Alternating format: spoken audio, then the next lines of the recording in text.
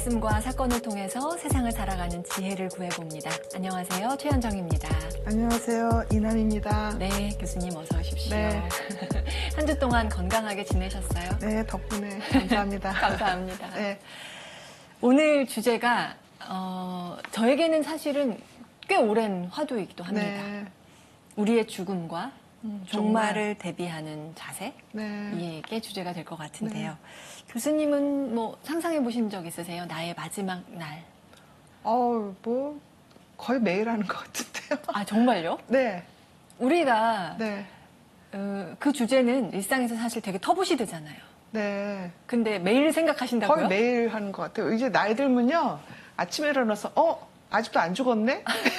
아, 교수님이 그러실 나이는 아직 아니죠. 그건 너무 성급하신 거 네? 아닙니까? 왜냐면 이제 일어날 때도 이렇게 좀 일어나기 힘들고, 너무 피곤하다, 너무 힘들다, 뭐 이런 생각하면, 안 죽었네? 밤새? 안녕하네? 그래서 그 생각하면, 오늘 또 덤으로 하루 또 주어졌나 보다. 왜냐면 이제 우리 나이쯤 되면요. 부고가 제일 많이 날라오는 메시지 중에 하나예요. 뭐 부모님이 죽었다는 부고도 있고, 뭐 선배나 우리 친구가 죽었다는 부고도 있고, 이제 60, 중후반 되면 이제 그 일상이죠. 그래서, 그런 게 어떤 면에서 저는 축복이라고 생각이 돼요. 왜냐면 교수님과 전에도 이제 죽음을 네. 주제로 해서 몇 번 대화를 나눈 적이 있지만 네. 우리가 흔히 이제 죽음에 대한 이야기를 하다 보면 네. 자칫 이게 너무 무거워지는 경우가 많이 있는데 네. 오늘 지금도 느끼는 바는 교수님은 참 밥 먹었니? 라는 만큼 좀 가벼이 대하시는 느낌? 그런 인상을 봤습니다. 태어났으면 죽어야 되잖아요, 언젠가는. 그 말씀도 진리이긴 합니다. 네, 마라톤도 시작이 있으면 끝이 있고. 그리고 우리가 맨날 힘들다 그러는데 죽음만큼 그렇게 평화로운 휴식이 어디 있어요. 그렇게 관점을 좀 바꾸고 싶습니다, 저도. 네, 이게 계속 이렇게 영원히 이렇게 노새처럼 살면 네. 정말 그게 지옥이잖아요. 그리고 이제 덤으로 자꾸 주어진다는 생각을 하면요. 네. 하루가 소중하죠. 저는 이제 40대 중반에 아주 짧지만 초기라서 암 수술도 한번 해봤고, 그 다음에 폐렴 이런 걸 앓으면서 폐가 다 하얘졌었거든요. 그래서 이게 폐암인가 보다 그러고 이제 조직 검사하자고 그러는데 항생제 쓰니까 일주일 쓰니까 없어졌어요. 그러니까 근데 그럴 때, 이게 혹시 폐암이면 내가 죽을 거구나, 이런 생각하는데 30대니까 아직 애들은 어리고.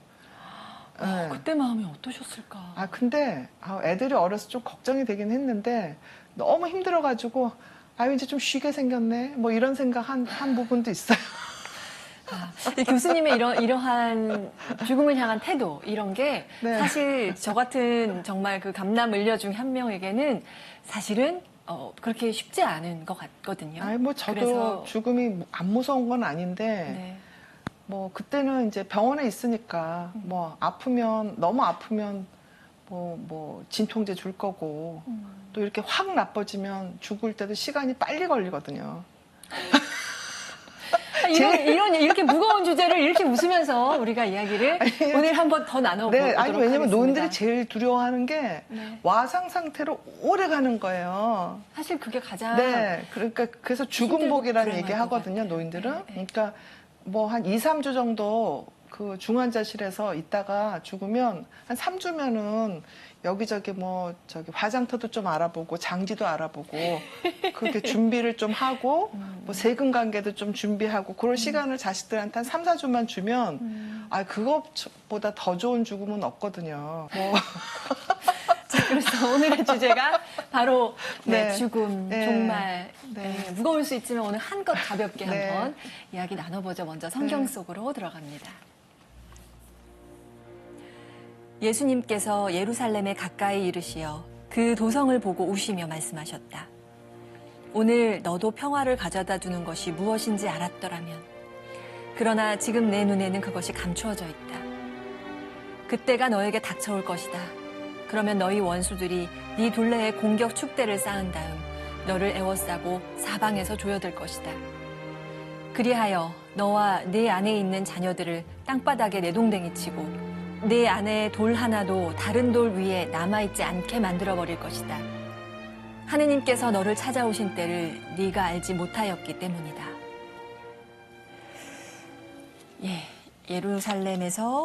예루살렘을 보시면서 예수님이 우시는 대목. 근데 예수님이 우시는 장면이 네.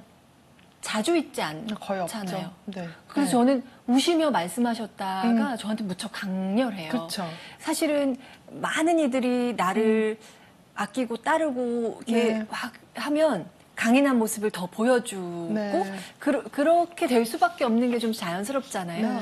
그러면 사실은 눈물 따윈 보이지 않으시고 네. 뭐 이럴 수도 있는데 네. 그냥 정말 자연스럽게 눈물이 나는 네. 그대로 우시며 말씀하셨다라는 게 저는 그 자체로 좀 울림이 있더라고요. 네, 또 슬퍼하신 부분도 있죠. 그래서 다른 성경에서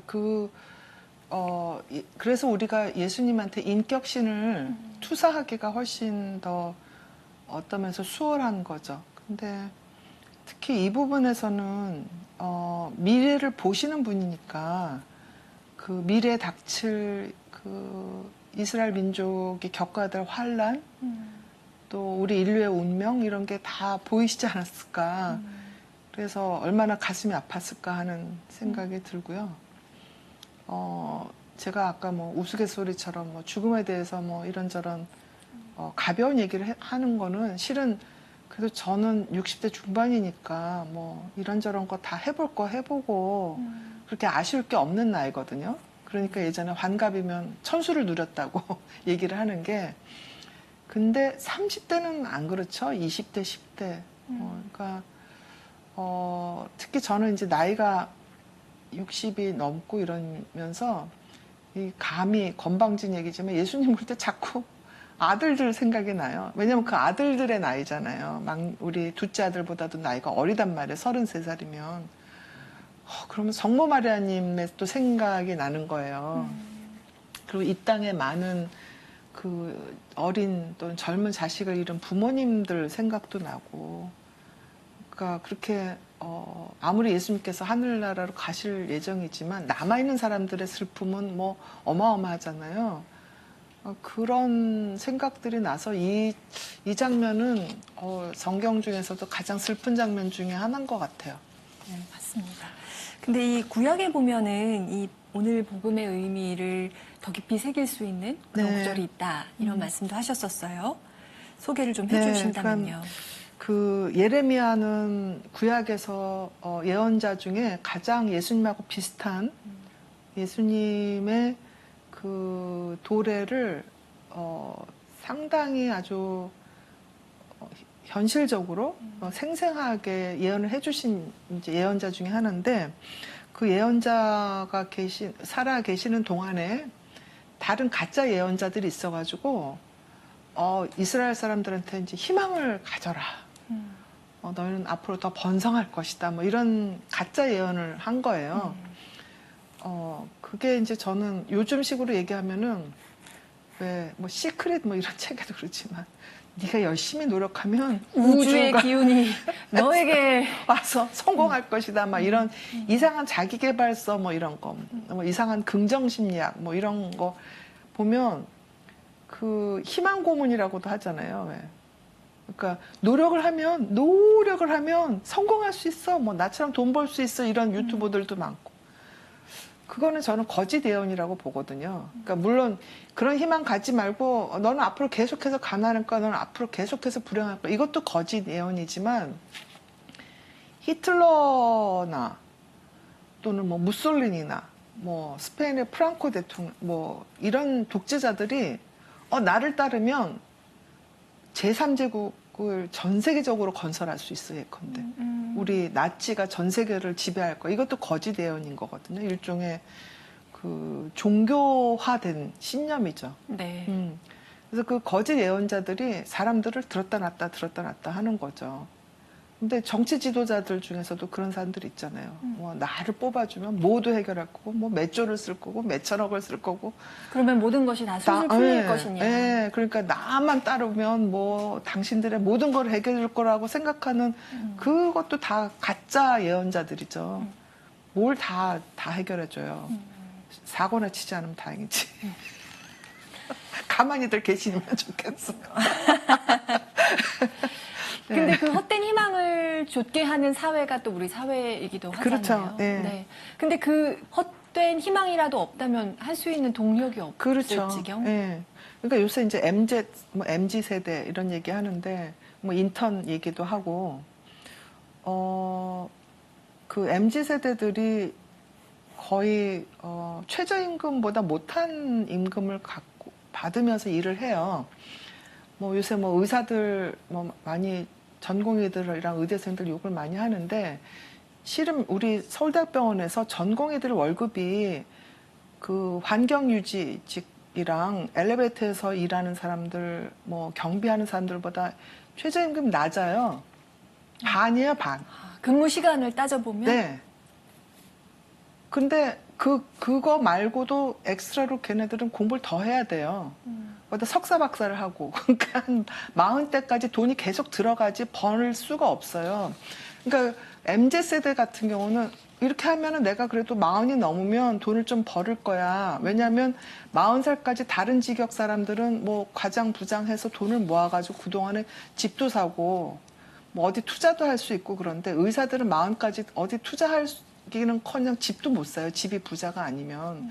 근데 그래서 MZ세대들이 희망이 있으면 참을 수 있는 거죠. 근데 꼭 의사뿐만 아니라 다른 인턴이나 이런 사람들도 내가 지금은 뭐 바리스타 하고 뭐 지금 어디 생산직으로 하지만 지금 60, 70대 생산직들 보니까 연봉이 뭐 얼마야. 그래서 보면은 뭐 모두 사고 이렇게 해. 그러니까 지금은 참을 거야. 이렇게 할 수 있는 시대라면 참는 거예요. 근데 지금 못 참아요. 왜 못 참느냐?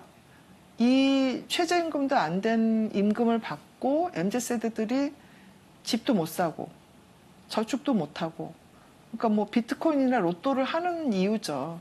어차피 우리 월급 갖고 안 되니까 이런 거라도 해야 된다 하니까 희망 고문도 없으니까 안 하는 거거든요.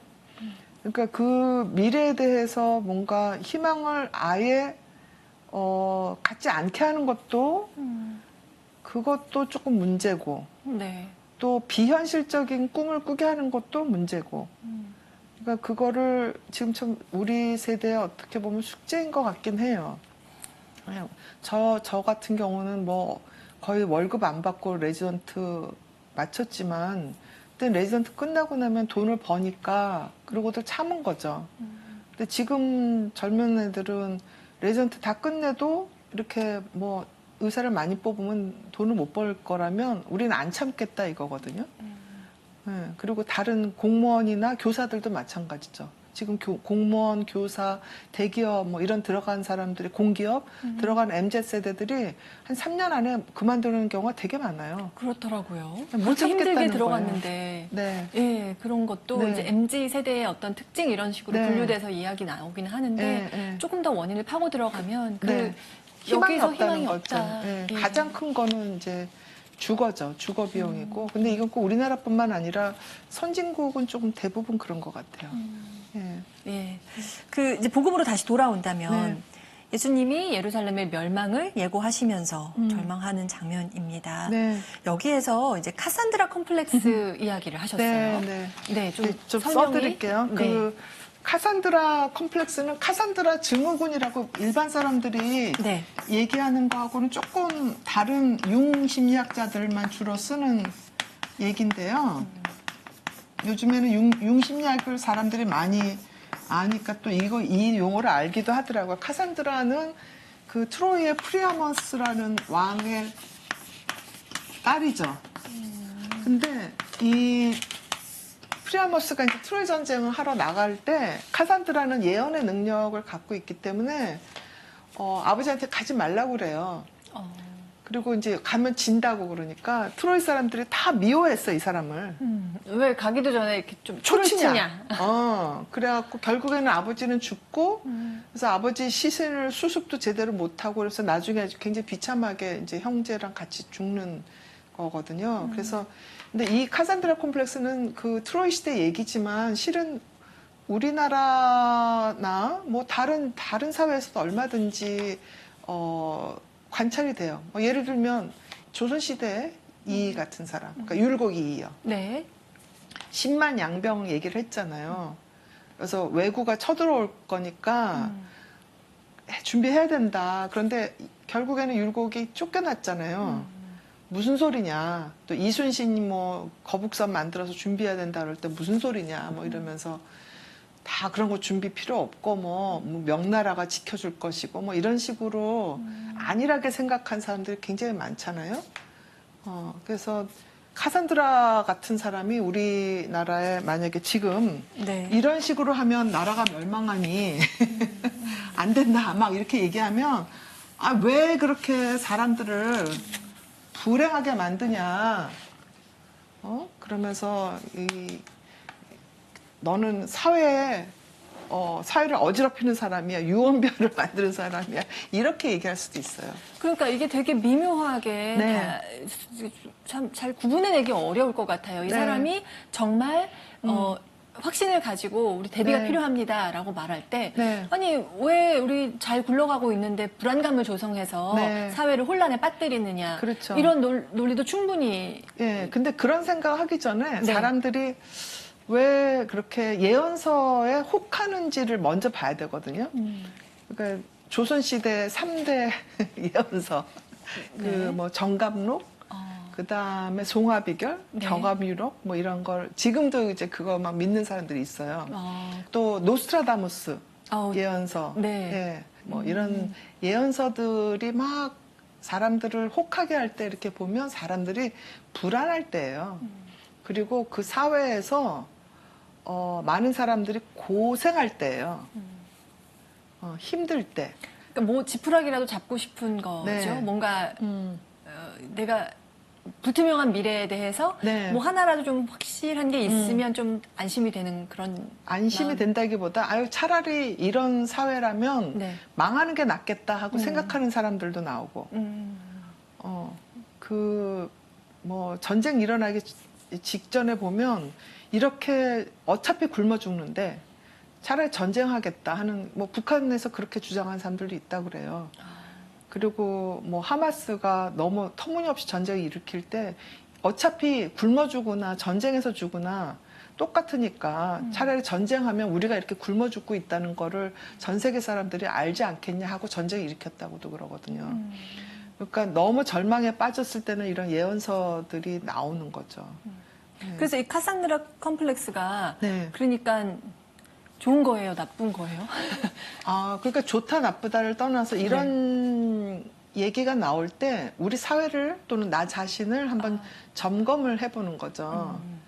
그러니까 제가 어렸을 때 지구 멸망의 날이라는 SF 소설을 읽었었어요. 네. 아마 읽으신 그리고 뭐 분은 뭔가 정말로 뭐 네. 이상한 종교에서 뭐 네네네. 우리 사회 전체를 막 들었다 놨다 네, 하는 그런 책을 것도 읽었는데 있었잖아요. 근데 이제 왜 시험 보기 전에 준비가 안 되잖아요. 그러면 지구가 멸망했으면 좋겠다. 뭐 어린 시절에 그런 생각했던 적이 있었던 게 생각이 나요. 그 상상에서 그런 심정 아닐까요? 난 내일이 오는 게 너무 두려워. 근데 나만 죽기 너무 뭐 억울해. 그래서 그냥 세상이 싹 없어졌으면 좋겠어. 좋겠다. 뭐 그런 게 이제 영화로 나오잖아요.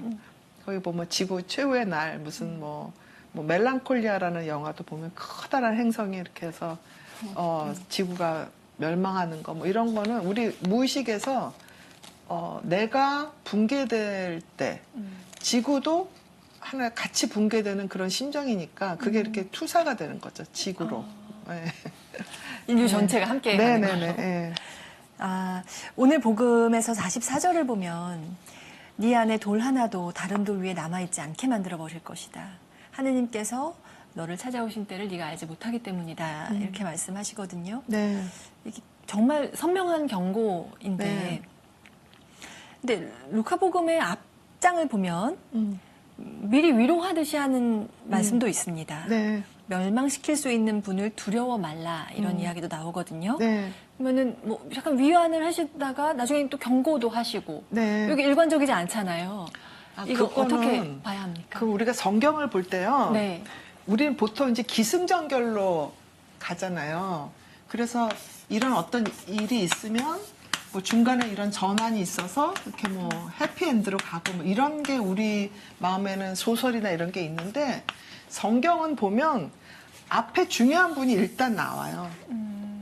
그 다음에 그 좀 덜 중요한 부분, 뭐 지엽적인 부분 이렇게 나오다가 그래서 마지막에 뚝 하고 이렇게 사라지는 이런 체제를 갖춘 경우가 꽤 많아요. 네. 그러니까 이게 이제 구약의 전형적인 어떤 체제거든요.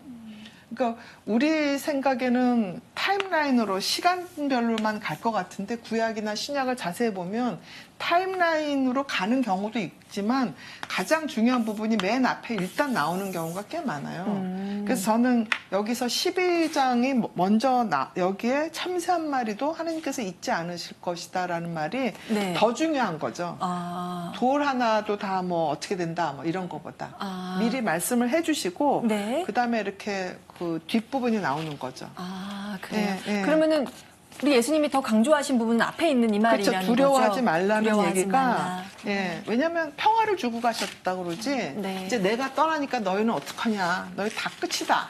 이렇게 말씀 안 하셨잖아요. 예. 너네 이제 끝났어. 이거 그러니까. 아니라는 거예요? 우리 조직은 다 이제 끝났어. 이거는 아닌 거죠. 이건 아닌 거고 네, 네. 우리가 어디에 더 방점을 찍어서 네, 볼 것인가 네, 네. 이런 것도 알려주셨습니다. 이제 심리학자로서 용심리학을 기반으로 계속 설명을 해주시는데 네. 이 예루살렘의 멸망 그 과정을 우리 지금 현대 사회에서 우리가 바라보면서 어떤 생각, 어떤 고찰을 좀 하면 좋겠다 네. 생각하시는지. 뭐 초자본주의 뭐 이런 얘기 하시는 분들 있어요. 슈퍼 캐피탈리즘. 그게 뭐냐면 자본주의가 지금 너무 이 한계로 간다는 거예요. 네. 그러니까 상위의 0.0001%가 뭐 자본의 땅에 뭐 거의 90%를 차지를 하고 있고 그게 전 지구적으로 지금 일어나고 있단 말이죠. 그러면 이게 계속 이렇게 갭이 뭐 벌어졌을 때 뭐 그 지표상으로 뭐 확연하니까요. 60년대 CEO의 임금하고 일반 생산직 사람의 임금이 차이가 이렇게 된다면 지금은 뭐 이 정도예요. 거의 천문학적인 차이거든요. 그럼 이게 어디까지 갈 것인지, 그쵸? 이게 이 그래프가 이렇게 끝까지 가면 어디로 갈 것인지. 그래서 이게 이제 우리 문명의 종말이다. 이렇게 얘기하시는 분들도 있어요. 어떤 의미의 종말이냐? 첫 번째, 젊은이들 더 이상 아이를 안 낳죠. 네. 미래가 없으니까. 그 다음에 AI나 로봇이 사람의 일을 대신하면서 많은 일자리가 사라지고 네, 그리고 사람의 힘이 서서히 그런 어떤 영적인 힘, 특히 그런 건 사라지고 테크놀로지만 남는 거죠.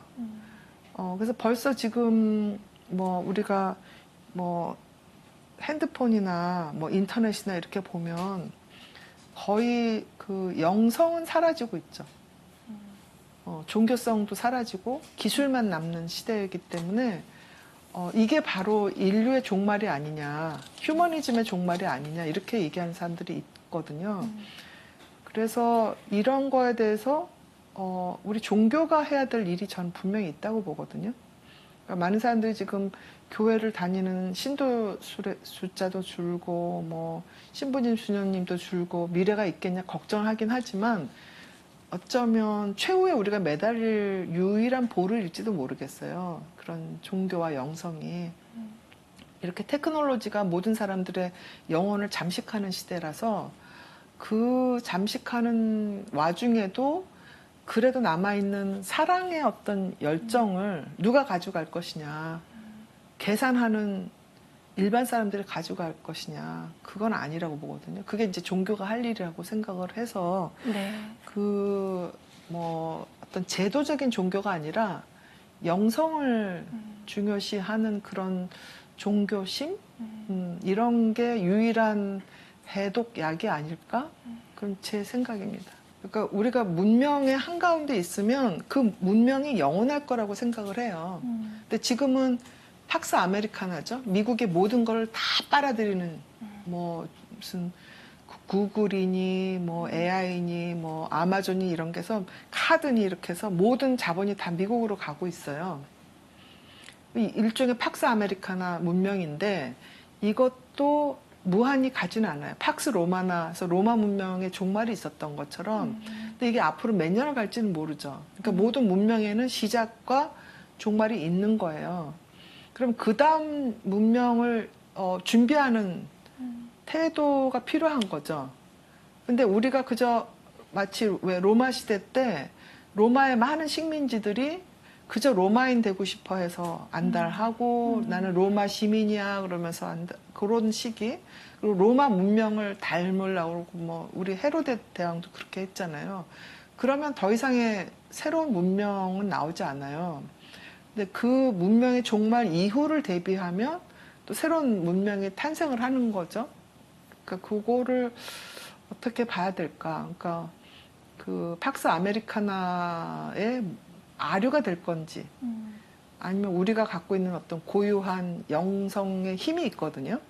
꼭 카톨릭뿐만 아니라 뭐 성리학에도 있었고 불교에도 있고 도교에도 있었고 우리 전통 샤머니즘에도 있고 그런 게 이렇게 다 통합이 되는 그 준비 단계가 필요한데 그런 거를 앞으로 어떻게 할 건지에 대한 뭐 지식인들뿐만 아니라 네. 일반 요새는 지식인과 사실 일반 대중의 차이가 없어요. 모든 정보가 다 공유되기 때문에 오히려 지식인들보다는 일반 대중들의 어떤 집단 지성 뭐 이런 게 더 힘이 될 수 있으면 훨씬 더 좋겠죠. 그런 거 준비를 꽤 많은 젊은이들이 또 하는 것 같기도 하고요. 그러니까 네. 뭐 MZ세대라고 해서 다 아무것도 안 해가 아니라 그 와중에도 정말 머리 싸매고 밥도 안 먹고 잠도 안 자면서 노력하는 사람들 참 많거든요. 그러니까 그런 젊은이들한테 좀 희망을 갖는 거죠. 우리 같은 기성세대들은 또 그런 사람들 또 도와줘야 되고. 맞습니다. 네. 근데 이제 우리 인류의 종말, 뭐 문명의 네. 종말 이렇게 좀 담론이 커졌으나 네. 다시 이제 좀 개인으로 좀 네. 돌아와서 네. 본다면 네. 한편으로 그런 생각도 해요. 사실은 죽음을 생각하면 네. 회피하고 싶은 게 그렇죠. 사실이고 네. 이제 핑계인지 모르겠지만 네. 근데 이 귀여운 자식들을 두고 그렇죠. 내가 어떻게 가지 나 못 갈 것 같은데 네. 이런 마음도 있고 네. 하단 말이죠. 네. 그래서 좀 너무 유치한 생각일 수도 있지만 하느님은 우리에게 왜 네. 이런 유한성을 주셨을까? 네. 그냥 선하게 살도록 잘 빚어주시고 네. 그냥 다 같이 행복하게 끝까지 살면 안 되나? 글쎄요. 근데 우리가 저는 존재라는 게 꼭 육체가 있는 거가 존재인가 잘 모르겠어요. 아, 또 그런 근본적인 네, 질문. 네, 근본적으로 사람은 언젠간 다 사라지거든요. 네. 그러니까 자식한테 필요한 거는 어느 시점이 되면 우리의 육체가 아니에요. 우리와 나는 또 추억이에요. 그러니까 그 자식의 머릿속에 내가 어떤 추억으로 남느냐. 그게 어떻게 보면 영원한 삶인 거거든요.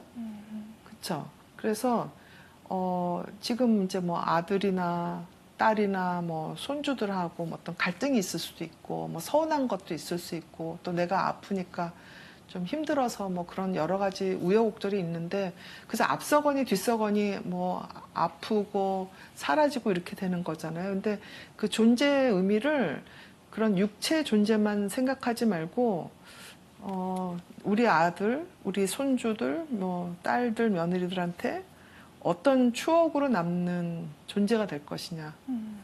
우리의 그 영혼의 조각들은 그렇죠. 아이들에게 그냥 마음의 안에 들어가서 사실은 영원히 살 수도 그렇죠. 있는. 그 추억이 그 젊은 사람들의 머릿속에서 또 풍요로운 하나의 또 다른 세계를 만들어주는 거거든요.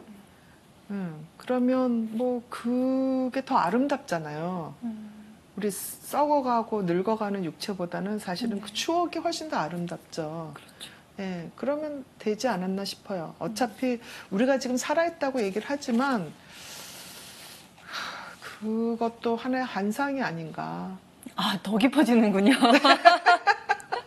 네, 정말 정말 왜냐면, 깊어지는 담론인데. 네, 살아있다고 우리 생각을 하지만 네. 왜냐하면 매일 죽어가는 거고요. 세포도 매일 그쵸, 죽어가고 죽어가는 있고. 과정 안에 있는 네네네. 거죠. 그렇죠. 네, 예, 네. 맞습니다. 그리고 어차피 태어나기 전에는 우리가 존재하던 그런 대상이 아니거든요. 아, 그렇죠. 원래부터는 없었어요. 그렇죠. 아주 잠시 말하자면 명멸이라는 얘기를 하는데 불꽃이 일어났다가 반짝하던 시기에, 그러니까 우주를 이렇게 생각을 해보면 우리가 먼지처럼 잠깐 비쳤다가 사라지는 거거든요. 그걸 뭘 꼭 굳이 존재한다고 얘기를 해야 되는가? 우주의 입장에서. 그러니까 하느님의 입장에서는 네. 우리 먼지처럼 살짝 반짝 비쳤나? 뭐 이럴 정도란 말이죠. 그렇잖아요. 우리는 이 거대한 우주의 하나의 그러니까요. 티끌이었건만 네. 티끌이 스스로를 우주 전체인 줄 알고 그렇죠. 오만하게 사는지 모르겠습니다. 네. 그냥 티끌은 티끌답게. 네. 티끌이, 사라질 땐 사라져야. 네. 티끌은 또 원래 있었나 없었나 하기도 하잖아요. 아, 예. 점점 얘기가 깊어져서 이대로 가면 3편, 4편, 5편까지 네. 가야 하지만 이제 네. 말씀 쭉 들으면서 네. 오늘 우리가 주제를 뭐 죽음, 네. 종말 이런 네. 걸로 잡았다라고 한다면 그걸 극복이라는 표현은 적절하지 않을지 모르겠지만 그걸 수용하는 데 있어서 우리가 지향해야 하는 건 네. 영성 네, 이렇게 네. 남는다는 생각이 네. 듭니다. 그리고 뭐 제가 너무 좀 허황된 거대 담론을 얘기했지만 실은 예수님께서 우셨잖아요. 그리고 최후의 만찬을 하시고 내 평화를 나누고 기억하라고 하셨잖아요. 그게 제가 말씀드리는 추억이거든요. 그러니까 예수님께서는 그저 정말 짧은 34년 세월을 사셨지만 수천 년 동안, 앞으로도 아마 수만 년 동안 그 예수님의 존재 때문에 그 삶이 풍요로워진 사람이 뭐 어마어마하게 많잖아요. 그러면 그런 그 기억의 담론 자체가 영생이죠. 그러니까 인류가 이 지구에서 얼마나 앞으로 몇 억 년을 살지는 잘 모르겠지만 사는 동안에 예수님은 신화적인 어떤 존재로 종교의 제도나 이런 건 바뀔지 모르겠으나 계속 갈 거라고요. 그러면 뭐 그거 자체도 이미 영생이라고 저는 보거든요. 그러니까 네. 뭐 저는 신학적인 얘기를 하는 게 아니고 이제 굉장히 세속적인 의미에서 지구인의 한 사람으로 얘기하는 겁니다. 네, 네. 오늘 죽음과 종말 네. 사실은 되게 무거울 수 있는 주제를 네. 많은 웃음으로 오늘 채워서 네. 이야기를 나눠봤습니다. 네. 여러분은 어떤 걸 오늘 묵상하고 싶으신지 한 번쯤 더 생각해 보시길 바라면서 박사님 오늘 말씀도 감사합니다. 네, 감사합니다. 네.